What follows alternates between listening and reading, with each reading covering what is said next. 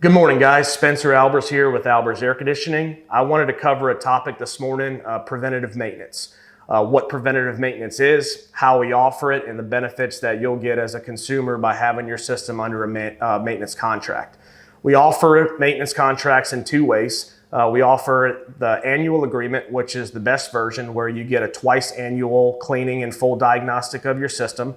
We also offer it on demand, where you can call in and schedule a once annual trip, either in the spring, fall, or summer, winter, whenever it fits you best. What we do on the maintenance is a complete mechanical diagnostic and a complete cleaning of the system. So to cover a couple of the major important things, we go through your complete electrical system. We test the refrigerant pressures.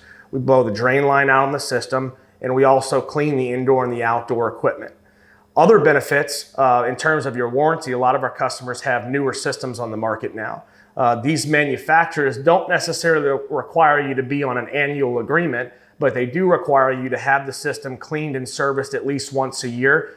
That way you're not voiding the warranty. So it's very important to make sure that happens. There are other benefits, keeping your system running in the tip-top efficiency and also preventing a breakdown that could occur as an emergency call in the heat of the summer.